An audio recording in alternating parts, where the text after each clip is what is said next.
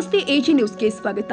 ಚಿಕ್ಕಬಳ್ಳಾಪುರ ಜಿಲ್ಲೆಯಲ್ಲಿ ಕಾನೂನು ಸುವ್ಯವಸ್ಥೆ ಕಾಪಾಡಿಕೊಂಡು ಜಿಲ್ಲೆಯಲ್ಲಿ ಇರುವ ಕೆರೆ ಕುಂಟೆ ರಾಜಕಾಲುವೆಗಳನ್ನು ಅಕ್ರಮವಾಗಿ ಒತ್ತುವರಿ ಮಾಡಿಕೊಂಡಿದ್ರೆ ಅದನ್ನ ತೆರವುಗೊಳಿಸುವ ಅಭಿಯಾನವನ್ನ ತಡೆಸಲು ಅಧಿಕಾರಿಗಳಿಗೆ ನಿರ್ದೇಶನ ಕೊಡಲಾಗಿದೆ ಅಂತ ಜಿಲ್ಲಾಧಿಕಾರಿ ಜಿ ಪ್ರಭು ತಿಳಿಸಿದ್ದಾರೆ. ಶಿಡ್ಲಘಟ್ಟ ನಗರದ ತಾಲೂಕು ಕಚೇರಿಗೆ ಭೇಟಿ ನೀಡಿ ಸಾರ್ವಜನಿಕರ ಕುಂದುಕೊರತೆಗಳನ್ನು ಆಲಿಸಿ ಆನಂತರ ಭೇಟಿಯಾದ ಸುದ್ದಿಗಾರರೊಂದಿಗೆ ಮಾತನಾಡಿದರು. ಸರ್ವೋಚ್ಚ ನ್ಯಾಯಾಲಯದ ಆದೇಶದಂತೆ ಜಿಲ್ಲೆಯಲ್ಲಿ ಇರುವಂತಹ ಸಣ್ಣ ನೀರಾವರಿ ಜಿಲ್ಲಾ ಪಂಚಾಯಿತಿ ಸಹಿತ ಎಲ್ಲಾ ಕೆರೆಗಳನ್ನು ಸಂರಕ್ಷಣೆ ಮಾಡುವ ಉದ್ದೇಶದೊಂದಿಗೆ ಅದೇ ರೀತಿ ರಾಜಕಾಲುವೆಗಳು ಪೋಷಕ ಕಾರ್ಯಗಳನ್ನು ಯಾರಾದರೂ ಒತ್ತುವರಿ ಮಾಡಿಕೊಂಡಿದ್ರೆ ಅದನ್ನ ತೆರವುಗೊಳಿಸುವ ಅಭಿಯಾನ ಮಾಡಲು ಈಗಾಗಲೇ ತಾಲೂಕು ಮಟ್ಟದ ಅಧಿಕಾರಿಗಳಿಗೆ ನಿರ್ದೇಶನ ಕೊಡಲಾಗಿದೆ. ಕನಿಷ್ಠ ಪಕ್ಷ 1 ತಿಂಗಳ ಅವಧಿಯಲ್ಲಿ 15 ಕೆರೆಗಳನ್ನು ಗುರುತಿಸಿ ಅಕ್ರಮವಾಗಿ ಒತ್ತುವರಿಯಾಗಿದ್ರೆ ಅದನ್ನ ತೆರವುಗೊಳಿಸುವ ಕೆಲಸವನ್ನ ಗ್ರಾಮ ಪಂಚಾಯಿತಿ ಸಣ್ಣ ನೀರಾವರಿ ಇಲಾಖೆ ಅಧಿಕಾರಿಗಳು ಪೊಲೀಸ್ ಇಲಾಖೆಯ ಅಧಿಕಾರಿಗಳ ಸಹಕಾರ ಪಡೆದುಕೊಂಡು ನೈಜತೆಯಿಂದ ಸರ್ವೆ ಕಾರ್ಯಗಳನ್ನು ನಡೆಸಿ ಅಕ್ರಮ ತೆರವು ಕಾರ್ಯಾಚರಣೆ ಮಾಡಲು ನಿರ್ದೇಶನ ಕೊಡಲಾಗಿದೆ ಎಂದಿದ್ದಾರೆ. ಹಂತ ಹಂತವಾಗಿ ಕೆರೆಗಳ ಅಕ್ರಮ ಒತ್ತುವರಿ ತೆರವು ಕಾರ್ಯಾಚರಣೆ ಮಾಡಿ ಒಂದು ವರದಿಯನ್ನು ಸರ್ಕಾರಕ್ಕೆ ಕಳಿಸುವುದರ ಜೊತೆಗೆ ಇಲಾಖೆಯ ಹಿರಿಯ ಅಧಿಕಾರಿಗಳ ಮೂಲಕ ಸರ್ವೋಚ್ಚ ನ್ಯಾಯಾಲಯ ವರದಿ ಸಲ್ಲಿಸಲಾಗಿದೆ ಎಂದಿದ್ದಾರೆ. ಜಿಲ್ಲೆಯಲ್ಲಿ ಕಂದಾಯ ಗ್ರಾಮ ಯೋಜನೆ ಅಡಿ ಶಿಡ್ಲಘಟ್ಟ ತಾಲೂಕಿನ 13,000 ಸಹಿತ ಚಿಕ್ಕಬಳ್ಳಾಪುರ ಜಿಲ್ಲೆಯಲ್ಲಿ 1,40,000 ಕುಟುಂಬಗಳಿಗೆ ಅನಧಿಕೃತವಾಗಿ ನೇಮಿಸಿಕೊಂಡಿರುವ ಮನೆಗಳಿಗೆ ಯಾವುದೇ ಹಕ್ಕುಗಳ ದಾಖಲೆ ಇರುವುದಿಲ್ಲ ಅಂತ ಮನೆಗಳಿಗೆ ಭದ್ರತೆ ಇಲ್ಲ.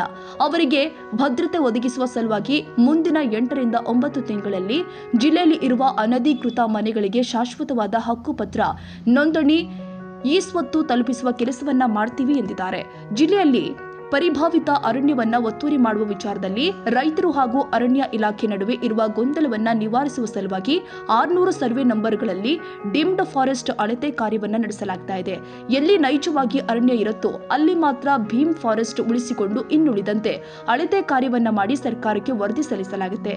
ಜೊತೆಗೆ ಇಲಾಖೆಯ ಹಿರಿಯ ಅಧಿಕಾರಿಗಳ ಮೂಲಕ ಸುಪ್ರೀಂ ಕೋರ್ಟ್ಗೂ ಡೀಮ್ಡ್ ಫಾರೆಸ್ಟ್ ಕುರಿತಂತೆ ಸಮಗ್ರವಾದ ಒಂದು ವರದಿಯನ್ನ ಸಲ್ಲಿಕೆಯಾಗಲಿದೆ ಎಂದಿದ್ದಾರೆ. ಜಿಲ್ಲೆಯಲ್ಲಿ ಈಗಾಗಲೇ ಸರ್ಕಾರಿ ಶಾಲೆಗಳು ಆರಂಭವಾಗಿದೆ. ಅಲ್ಲಿ ವ್ಯಾಸಂಗ ಮಾಡ್ತಾ ಇರುವ ವಿದ್ಯಾರ್ಥಿಗಳಿಗೆ ಸಮವಸ್ತ್ರ ಪುಸ್ತಕ ಪೂರೈಕೆ ಮಾಡುವುದರ ಜೊತೆಗೆ ಹಾಜರಾತಿಯನ್ನು ಕೂಡ ಹೆಚ್ಚಳ ಮಾಡುವ ನಿಟ್ಟಿನಲ್ಲಿ ಕ್ರಮ ಕೈಗೊಳ್ಳಲಾಗಿದೆ. ಅತಿ ಶೀಘ್ರದಲ್ಲಿ ಜಿಲ್ಲೆಯಲ್ಲಿ ಸರ್ಕಾರಿ ಶಾಲೆಗಳ ಮುಖ್ಯ ಶಿಕ್ಷಕರ ಒಂದು ಕಾರ್ಯಾಗಾರವನ್ನು ಆಯೋಜಿಸಿ ಮುಂದಿನ 1 ವರ್ಷದಲ್ಲಿ ಶೈಕ್ಷಣಿಕ ಗುಣಮಟ್ಟ ವಿದ್ಯಾರ್ಥಿಗಳ ಬೌದ್ಧಿಕ ವಿಕಸನ ಸಮಗ್ರ ಮೂಲಭೂತ ಅಭಿವೃದ್ಧಿ ಕಾರ್ಯಗಳನ್ನು ವಿಶೇಷವಾಗಿ ಶಾಲೆಗಳಿಗೆ ಕಾಂಪೌಂಡ್ ಶೌಚಾಲಯ ಇನ್ನಿತರ ಮೂಲಭೂತ ಸೌಲಭ್ಯಗಳನ್ನು ಒದಗಿಸುವ ನಿಟ್ಟಿನಲ್ಲಿ ಗಮನ ಹರಿಸಲಾಗಿದೆ. ನಗರ ಸ್ಥಳೀಯ ಸಂಸ್ಥೆಗಳ ಮೂಲಕ ಬರುವ ಆದಾಯದಲ್ಲಿ 25% ಆದಾಯವನ್ನ ಶಿಕ್ಷಣದ ಉದ್ದೇಶಕ್ಕೆ ಬಳಸಲು ಅಧಿಕಾರಿಗಳಿಗೆ ಲಿಖಿತ ಆದೇಶವನ್ನು ಕೂಡ ನೀಡಲಾಗಿದೆ ಎಂದಿದ್ದಾರೆ. ಜಿಲ್ಲೆಯಲ್ಲಿ ಜನಸ್ನೇಹಿ ಆಡಳಿತವನ್ನ ಕೊಡುವ ಸಲುವಾಗಿ ಹೀಗಾಗಿ ಅನೇಕ ರೀತಿಯ ಬದಲಾವಣೆಗಳನ್ನು ತರಲಾಗಿದೆ. ಸಾರ್ವಜನಿಕರ ಕುಂದುಕೊರತೆಗಳನ್ನು ಆಲಿಸಿ ಪರಿಹಾರ ಕಲ್ಪಿಸುವ ನಿಟ್ಟಿನಲ್ಲಿ ಪ್ರಾಮಾಣಿಕ ಪ್ರಯತ್ನವನ್ನು ಕೂಡ ಮಾಡಲಾಗಿದೆ. ಭೂ ಸುರಕ್ಷಾ ಯೋಜನೆ ಅಡಿ ಎಲ್ಲ ದಾಖಲೆಗಳನ್ನ ಸ್ಕ್ಯಾನ್ ಮಾಡಿ ಅದನ್ನ ದೃಢೀಕರಿಸಿ ಸಾರ್ವಜನಿಕರಿಗೆ ದಾಖಲೆಗಳನ್ನ ನೀಡುವ ಕೆಲಸವನ್ನ ಮಾಡ್ತಾ ಇದ್ದೇವೆ. 4,500 ದಾಖಲೆಗಳನ್ನ ಸ್ಕ್ಯಾನ್ ಮಾಡಿದ್ದು 2,500ಕ್ಕೂ ಅಧಿಕ ದಾಖಲೆಗಳನ್ನ ದೃಢೀಕರಿಸಲಾಗಿದೆ. ಸಾರ್ವಜನಿಕರು ದಾಖಲೆಗಳಿಗಾಗಿ ವರ್ಷಾನುಗಟ್ಟಲೆ ಸರ್ಕಾರಿ ಕಚೇರಿಗಳನ್ನ ತಪ್ಪಿಸುವ ಸಲುವಾಗಿ ಈ ಕ್ರಮ ಕೈಗೊಳ್ಳಲಾಗಿದ್ದು, ನಾಗರಿಕರಿಗೆ ಹಕ್ಕು ದಾಖಲೆಗಳ ವಿಚಾರದಲ್ಲಿ ಒದಗಿಸುವ ವಿಚಾರದ ನಿರ್ಲಕ್ಷ್ಯ ವಹಿಸುವ ಅಧಿಕಾರಿ ಮತ್ತು ಸಿಬ್ಬಂದಿಗಳ ವಿರುದ್ಧ ನಿರ್ದಾಕ್ಷಿಣ್ಯವಾಗಿ ಕ್ರಮ ಜರುಗಿಸಲಾಗಿದೆ ಅಂತ ಎಚ್ಚರಿಸಿದ್ದಾರೆ. ಶಿಡ್ಲಘಟ್ಟ ನಗರಸಭೆಯ ವ್ಯಾಪ್ತಿಯಲ್ಲಿ ನಡೀತಾ ಇರುವ 2ನೇ ಹಂತದ ಒಳಚರಂಡಿ ಯೋಜನೆಯ ಕಾಮಗಾರಿಯನ್ನ ಪರಿಶೀಲಿಸಿ ವರದಿ ಸಲ್ಲಿಸಬೇಕು ಅಂತ ಜಿಲ್ಲಾಧಿಕಾರಿ ಜಿ ಪ್ರಭು ಅವರು ನಗರಸಭೆಯ ಪೌರ ಆಯುಕ್ತರಿಗೆ ಸೂಚನೆ ಕೊಟ್ಟಿದ್ದಾರೆ. ಕಳಪೆ ಕಾಮಗಾರಿ ಅಥವಾ ಯಾವುದಾದರೂ ರೀತಿಯ ಅಕ್ರಮಗಳನ್ನು ನಡೆದರೆ ಕೂಡಲೇ ನಗರಸಭೆಯ ಪೌರಾಯುಕ್ತರಿಗೆ ಅಥವಾ ತಮಗೆ ದೂರು ಸಲ್ಲಿಸಬೇಕು ಅಂತ ಇದೇ ಸಂದರ್ಭದಲ್ಲಿ ಜಿಲ್ಲಾಧಿಕಾರಿಗಳು ಸ್ಪಷ್ಟಪಡಿಸಿದ್ದಾರೆ. ಶಿಡ್ಲಘಟ್ಟ ನಗರದ 3 ಪ್ರದೇಶದಲ್ಲಿ ಸಾರ್ವಜನಿಕರಿಗೆ ಅನುಕೂಲ ಕಲ್ಪಿಸುವ ಸಲುವಾಗಿ ಅತ್ಯಾಧುನಿಕ ಸೌಲಭ್ಯಗಳನ್ನು ಒಳಗೊಂಡಂತೆ ಸಾಮೂಹಿಕ ಶೌಚಾಲಯಗಳನ್ನು ನಿರ್ಮಾಣ ಮಾಡಲು ಈಗಾಗಲೇ ಕ್ರಮ ಕೈಗೊಳ್ಳಲಾಗಿದೆ. ನಾಗರಿಕರಿಗೆ ಹೆಚ್ಚಿನ ಸೌಲಭ್ಯ ಕಲ್ಪಿಸುವುದೇ ನಮ್ಮ ಗುರಿ ಮತ್ತು ಆದ್ಯತೆ. ಹಂತ ಹಂತವಾಗಿ ಎಲ್ಲ ವ್ಯವಸ್ಥೆಗಳನ್ನು ಸುಧಾರಿಸುವ ನಿಟ್ಟಿನಲ್ಲಿ ಪ್ರಾಮಾಣಿಕ ಪ್ರಯತ್ನವನ್ನ ಮಾಡ್ತೀವಿ ಎಂದಿದ್ದಾರೆ. ಸಂತಸದ ದಿನ ಶಿಡ್ಲಘಟ್ಟ ತಾಲೂಕಿನಲ್ಲಿ ನಮ್ಮ ಇಸ್ಕಾನ್ ಅವರ ವತಿಯಿಂದ ಅಕ್ಷಯ ಪಾತ್ರೆ ಫೌಂಡೇಶನ್ ಅವರ ವತಿಯಿಂದ ಸುಮಾರು 3,000 ಮಕ್ಕಳಿಗೆ 50 ಶಾಲೆಗೆ ನಮ್ಮ ಶಿಕ್ಷಣ ಇಲಾಖೆ, ತಾಲೂಕು ಪಂಚಾಯಿತಿ, ತಾಲೂಕು ಆಡಳಿತ ಎಲ್ಲರೂ ಸಹಯೋಗದೊಂದಿಗೆ ಮಧ್ಯಾಹ್ನದ ಬಿಸಿಯೂಟವನ್ನು ನಿರಂತರವಾಗಿ ಕೊಡುವಂಥ ಒಂದು ಕೆಲಸಕ್ಕೆ ಒಂದು 81ನೇ ಕಿಚನ್ ಇಡೀ ದೇಶಾದ್ಯಂತ ಅವರು ಸುಮಾರು 23 ಲಕ್ಷ ಮಕ್ಕಳಿಗೆ ವಿದ್ಯಾರ್ಥಿಗಳಿಗೆ ಮಧ್ಯಾಹ್ನದ ಬಿಸಿಯೂಟ ಕೊಡ್ತಾ ಇದ್ದಾರೆ. ಅದರಲ್ಲಿ ನಮ್ಮ ರಾಜ್ಯದಲ್ಲಿ 5 ಲಕ್ಷ ಮಕ್ಕಳು ಕೊಡ್ತಾ ಇದ್ದಾರೆ.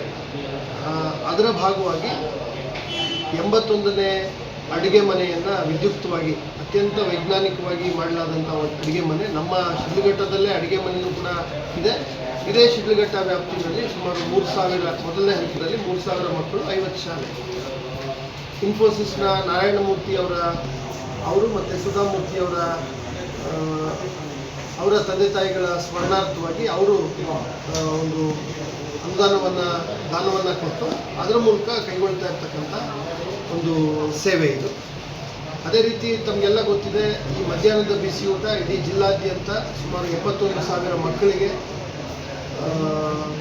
1,350 ಶಾಲೆಗಳಲ್ಲಿ ನಾವು ನಡೆಸ್ತಾ ಇದ್ದೀವಿ ಸರ್ಕಾರದ ವತಿಯಿಂದ. ಇತ್ತೀಚೆಗೆ ಸರ್ಕಾರದ ಆಶಯದಂತೆ ಪೌಷ್ಟಿಕ ಆಹಾರ ಕೊಡೋದು ಕೂಡ ನಮಗೆ ಬಹಳ ಮುಖ್ಯ ಇದೆ. ಆ ಎಲ್ಲ ಕೆಲಸಗಳು ಮತ್ತು ಈಗ ಶಾಲೆ ಕೂಡ ಏನು ಪ್ರಾರಂಭ ಆಗಿದೆ ಅದನ್ನು ಕೂಡ ನಾವು ಅದರ ಮಾಹಿತಿನೂ ಕೂಡ ಎಲ್ಲ ಪಡೆದಿದ್ದೀವಿ.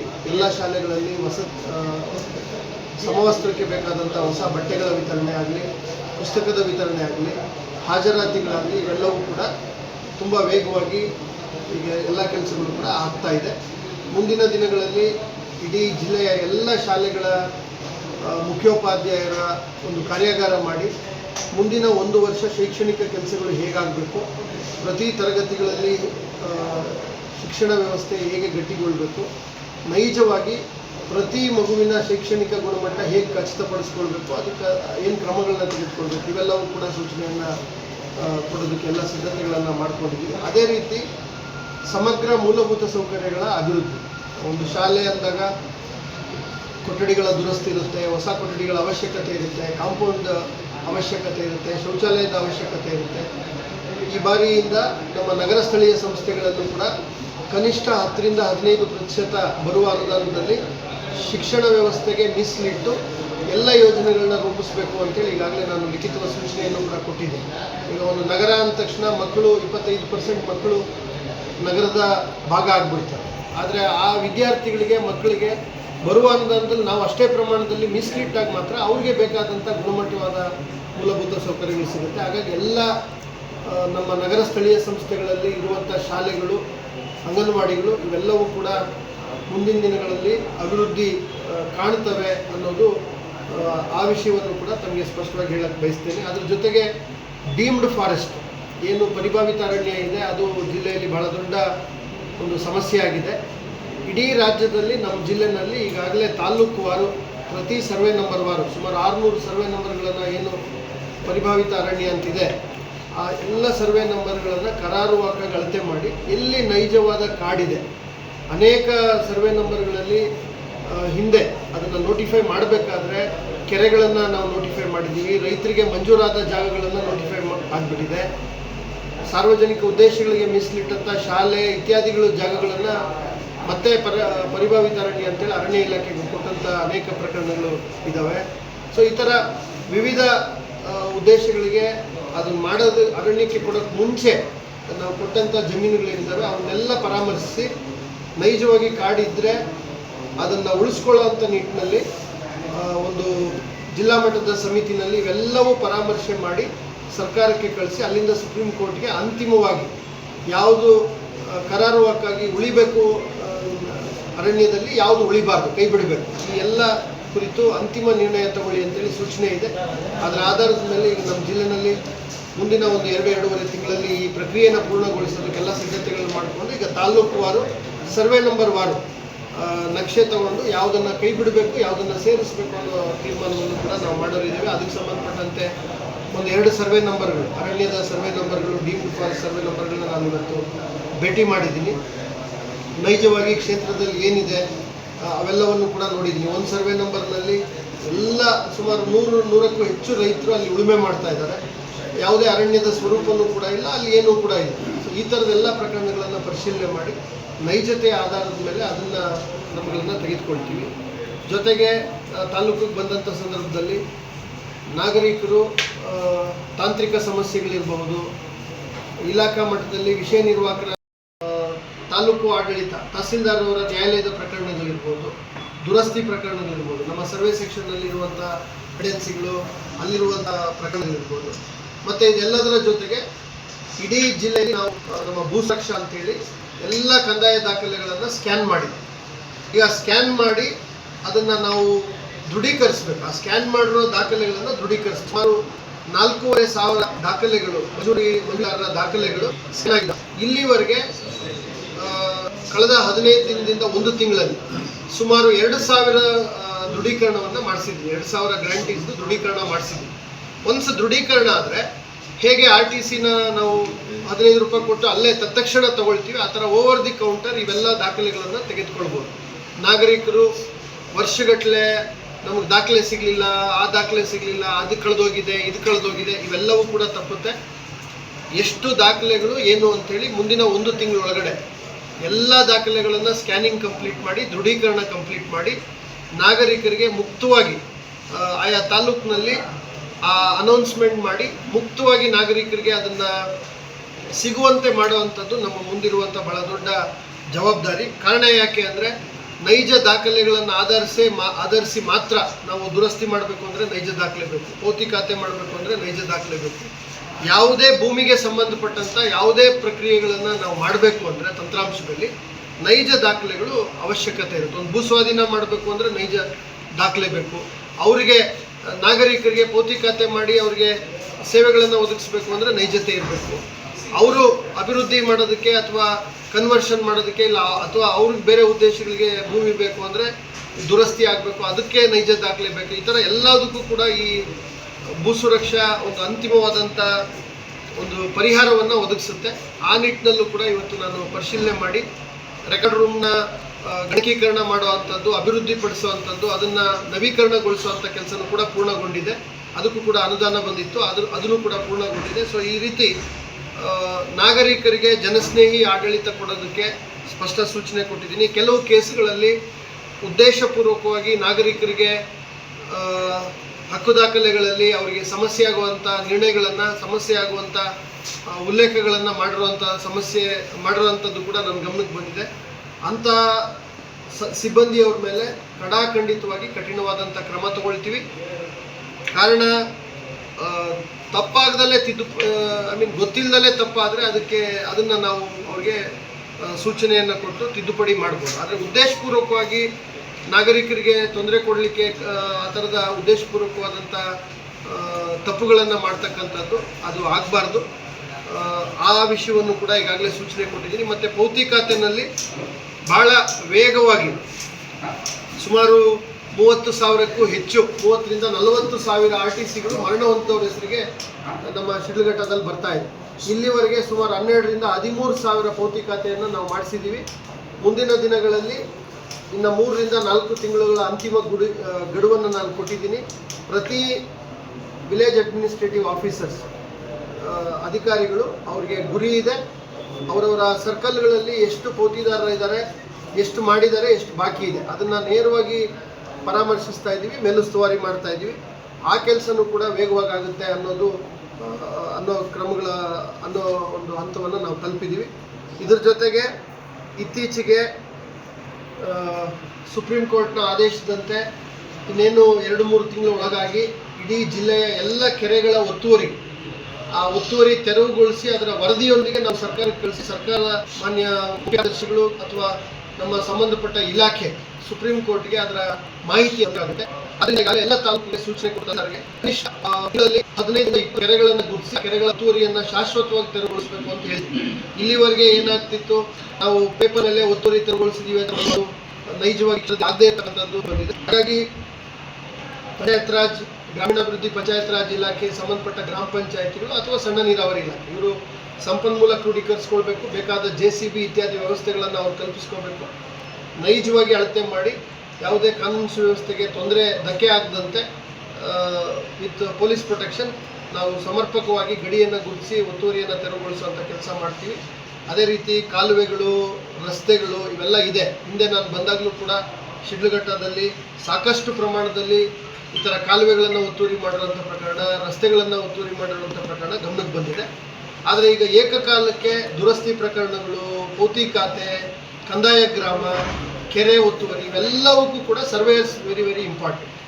ಸೊ ಈಗ ಹಂತವಾಗಿ ಲಭ್ಯ ಸರ್ವೇಯರ್ಸ್ನ ಆಧಾರದ ಮೇಲೆ ಎಲ್ಲವನ್ನೂ ಏಕಕಾಲಕ್ಕೆ, ಯಾಕಂದರೆ ಇವೆಲ್ಲ 40-50 ವರ್ಷದ ಪೆಂಡೆನ್ಸಿಗಳು. ಹಾಗಾಗಿ ಸರ್ಕಾರದ ಆಶೆಯನ್ನು ಕೂಡ ಇದೆ, ಆದಷ್ಟು ಇವನ್ನೆಲ್ಲ ಹೆಚ್ಚು ಇವುಗಳಿಗೆ ಪ್ರಾಮುಖ್ಯತೆಯನ್ನು ಕೊಟ್ಟು ಒತ್ತುವರಿ ತೆರವು ಮಾಡುವಂಥದ್ದು ಇವೆಲ್ಲ ಮಾಡಬೇಕು ಅಂಥೇಳಿ ಖಂಡಿತವಾಗ್ಲೂ ಆ ನಿಟ್ಟಿನಲ್ಲಿ ತಾಲೂಕು ಆಡಳಿತ ಎಲ್ಲ ಜಿಲ್ಲೆಯ ಎಲ್ಲ ತಾಲೂಕುಗಳಲ್ಲೂ ಕೂಡ ಅದು ವೇಗವನ್ನು ಪಡ್ಕೊಳ್ಳುತ್ತೆ. ಅದನ್ನು ನಾವು ಮೇಲುಸ್ತುವಾರಿ ಮಾಡ್ತೀವಿ. ಸ್ವಲ್ಪ ಸಮಯಾವಕಾಶ ನಾಗರಿಕರು ಕೂಡ ಕೊಡಬೇಕಾಗುತ್ತೆ. ಎಲ್ಲ ಕೆಲಸನೂ ಒಟ್ಟಿಗೆ ಮಾಡೋಕ್ಕಾಗಲ್ಲ. ಇದೇ ಕೆಲಸ ಮಾಡಬೇಕು ಅಂದರೆ ಕಂದಾಯ ಗ್ರಾಮ ನಿಲ್ಲಿಸಬೇಕಾಗುತ್ತೆ. ಸೊ ಈಗ ಕಂದಾಯ ಗ್ರಾಮನೂ ತಮಗೆ ಗೊತ್ತಿದೆ, ಸುಮಾರು 13,000 ಅನಧಿಕೃತವಾಗಿ ಯಾವುದೇ ಹಕ್ಕುಗಳಿಲ್ದಲೆ ಒಂದು ಮನೆ ಕಟ್ಕೊಂಡು ಭದ್ರತೆನೇ ಇಲ್ದಂಗೆ ಬದುಕ್ತಾ ಇರುವಂಥ 13,000 ಕುಟುಂಬಗಳು ಈ ತಾಲೂಕು ಒಂದರಲ್ಲಿದೆ. ಜಿಲ್ಲೆಯಲ್ಲಿ 1,04,000 ಕುಟುಂಬಗಳಿದ್ದಾವೆ. ಈ ಎಲ್ಲ ಕುಟುಂಬಗಳಿಗೆ ಮುಂದಿನ ಒಂದು 8-9 ತಿಂಗಳಲ್ಲಿ ಶಾಶ್ವತವಾದ ಅವ್ರಿಗೆ ಹಕ್ಕುಪತ್ರ, ನೋಂದಣಿ, ಈ ಸ್ವತ್ತು, ಈ 3 ದಾಖಲೆಗಳನ್ನು ಒಳಗೊಂಡಂತೆ ಅವ್ರ ಕೈಗೆ ತಲುಪಿಸಿ ಆ ಕುಟುಂಬಕ್ಕೆ ಆ ಸೇವೆಗಳನ್ನು ಒದಗಿಸುವಂಥದ್ದು ನಮ್ಗೆ ಆಗಿದೆ. ಹಾಗಾಗಿ ಈ ಥರದ್ದೆಲ್ಲ ಇರೋದ್ರಿಂದ ಸ್ವಲ್ಪ ನಿಧಾನ ಆಗ್ಬೋದು ಈ ಒತ್ತುವರಿಗಳು, ಸರ್ವೆಗಳು ಇವೆಲ್ಲ.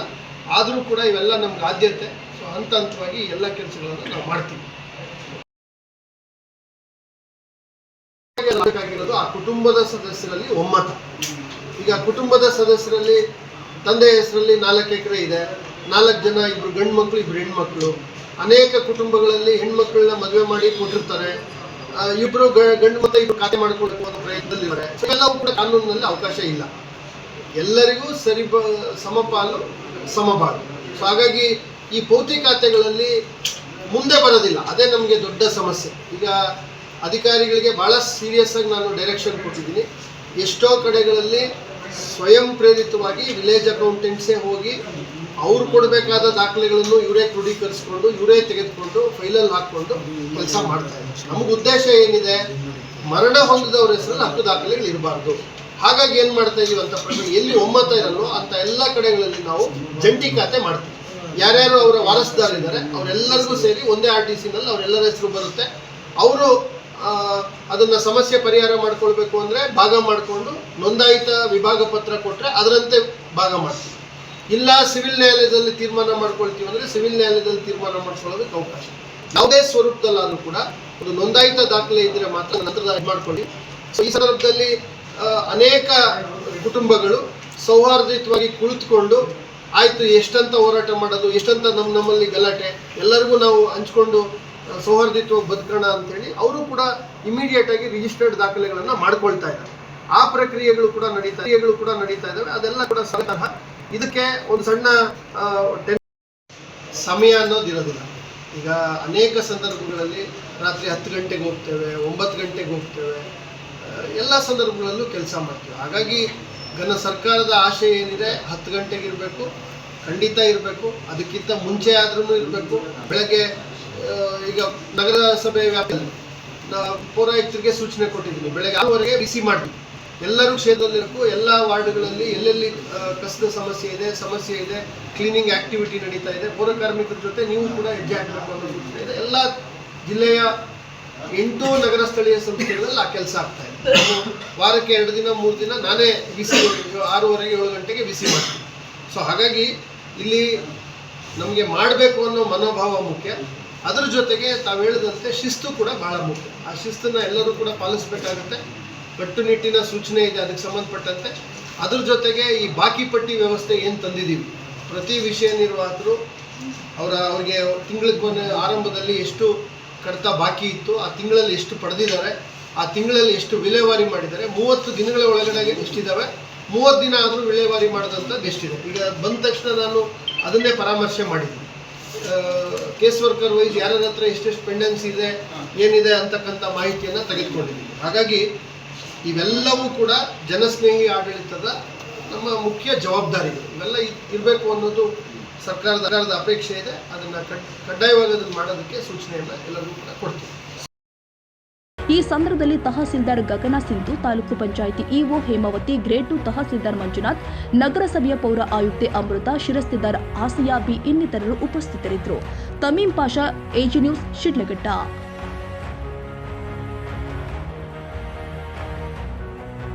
ಕನ್ನಡಿಗರ ಮೆಚ್ಚಿನ ನಿಮ್ಮ ಎಜೆ 24/7 ನ್ಯೂಸ್ ಕನ್ನಡ ವಾಹಿನಿ ಇದೀಗ ಟಿವಿಯಲ್ಲಿ ಲಭ್ಯ. ವೇಳೆ ನೋಟಿಸ್ ಕೊಟ್ಟಿದ್ರೆ ವಾಪಸ್ ತಗೋತೀವಿ ಅಂತ ಹೇಳಿ. ಇವತ್ತು ವಕ್ಫ್ ಪ್ರಾಪರ್ಟಿ ಅಂತೇಳಿ ಬರ್ತದೆ ಅಂತ ಹೇಳಿದ್ರೆ ರೈತರು ಬೀದಿಗೆ ಬಂದು ಏನು ಮಾಡಬೇಕಾಗತ್ತೆ? ಯಾರು ವೋಟ್ ಹಾಕಲಿಲ್ಲ ಅಂದ್ರೆ ಗ್ಯಾರಂಟಿನೆಲ್ಲ ಸ್ಟಾಪ್ ಮಾಡ್ಬಿಡ್ತೀವಿ.